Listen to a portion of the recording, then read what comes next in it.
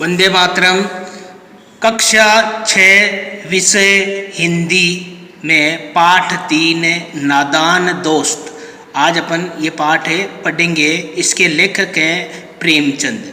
यह प्रेमचंद द्वारा रचित एक कहानी है।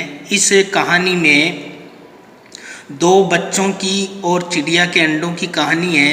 वो बच्चे चिड़िया के अंडों की रक्षा करना चाहते हैं, लेकिन नादानी में गलती कर बैठते हैं। यही इस कहानी के अंदर बताया गया है। तो आइए अपन पाठ 3 नादान दोस्त ये कहानी पढ़ते हैं। केशव के घर कार्निस के ऊपर एक चिड़िया ने अंडे दिए थे। केशव और उसकी बहन श्यामा दोनों बड़े ध्यान से चिड़िया को वहाँ आते जाते देखा करते।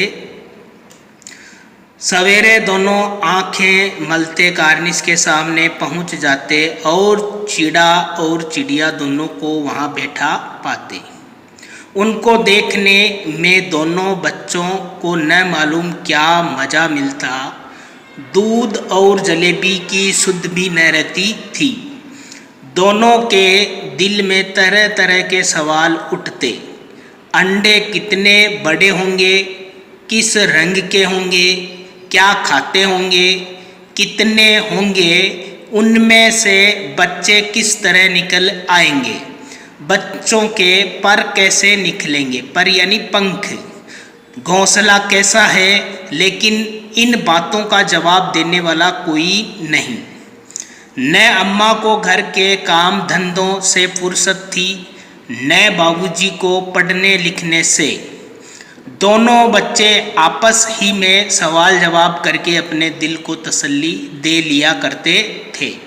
श्यामा कहती, क्यों भैया, बच्चे निकलकर फुर से उड़ जाएंगे। केशव विद्वानों जैसे गर्व से कहता, नहीं री पगली, पहले पर निकलेंगे, बगैर परों के बेचारे कैसे उड़ेंगे। केशव इस श्यामा बच्चों को क्या खिलाएगी बेचारी।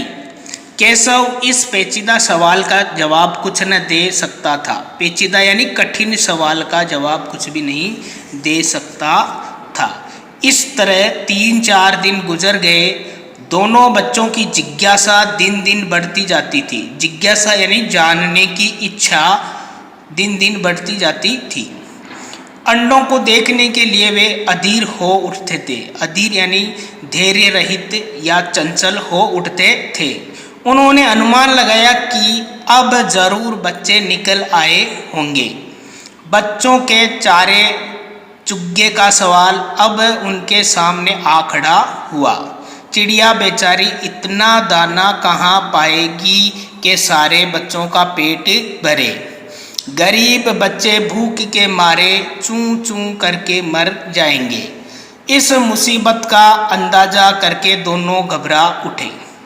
दोनों ने फैसला किया कि कॉर्निस पर थोड़ा सा दाना रख दिया जाए।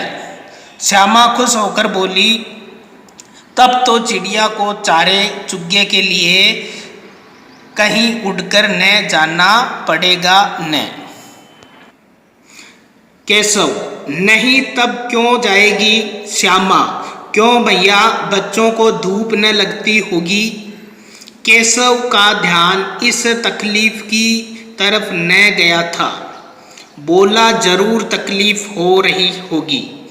बेचारे प्यास के मारे तड़पते होंगे। ऊपर छाया भी तो कोई नहीं। आखिर यही फैसला हुआ कि घोंसले के ऊपर कपड़े की छत बना देनी चाहिए। पानी की प्याली और थोड़े से चावल रख देने का प्रस्ताव भी स्वीकृत हो गया। दोनों बच्चे बड़े चाव से काम करने लगे। श्यामा माँ की आँख बचाकर मटके से चावल निकाल लाई। केशव ने पत्थर की प्याली का तेल चुपके से जमीन पर गिरा दिया और उसे खूब साफ करके उसमें पानी भरा। अब चांदनी के लिए कपड़ा कहाँ से आए। चांदनी यानी ऊपर जो चंदोवा करते हैं, चंदोवा, चांदनी का अर्थ यहाँ पर चंदोवा से है। फिर ऊपर बगैर छड़ियों के कपड़ा ठहरेगा कैसे और छड़ियाँ खड़ी होगी कैसे। केशव बड़ी देर तक इसी उधेड़ बुन में रहा, उधेड़ बुन यानी उलझन में रहा। आखिरकार उसने यह मुश्किल भी हल कर दी। श्यामा से बोला, जाकर कूड़ा फेंकने वाली टोकरी उठा लाओ, अम्मा जी को मत दिखाना। श्यामा, वह तो बीच से फटी हुई है, उसमें से धूप न जाएगी। केशव ने झुंझलाकर कहा, तू टोकरी तो ला, मैं उसका सुराख बंद करने की कोई हिकमत निकालूंगा। हिकमत यानी उपाय निकालना। श्यामा दौड़कर टोकरी उठा लाई। केशव ने उसके सुराख में थोड़ा सा कागज ठूंस दिया और तब टोकरी को एक टहनी से टिकाकर बोला, देख, ऐसे ही घोंसले पर उसकी आड़ कर दूंगा, तब कैसे धूप जाएगी। श्यामा ने दिल में सोचा, भैया कितने चालाक हैं।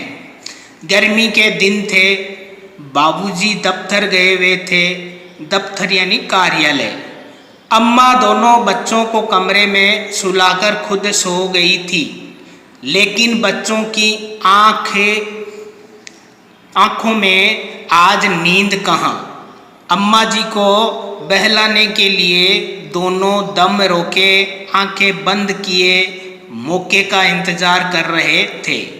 जो ही मालूम हुआ कि अम्मा जी अच्छी तरह सो गई, दोनों चुपके से उठे और धीरे से दरवाजे की सिटकनी खोलकर बाहर निकल आए। अंडों की हिफाजत की तैयारियां होने लगी। हिफाजत यानी रक्षा।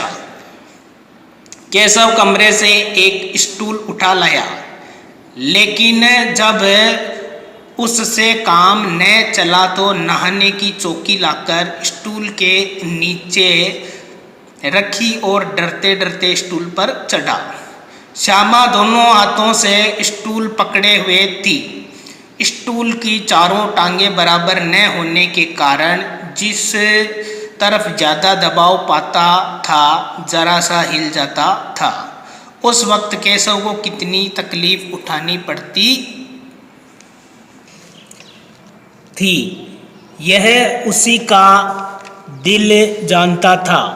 दोनों हाथों से कार्निस पकड़ लेता और श्यामा को दबी आवाज़ से डांटता, अच्छी तरह पकड़, वरना उतर कर बहुत मारूंगा। मगर बेचारी श्यामा का दिल तो ऊपर कार्निस पर था। बार बार उसका ध्यान उधर चला जाता था और हाथ ढीले पड़ जाते थे। धन्यवाद। बाकी कहानी अपने आगे वाले भाग में पढ़ेंगे।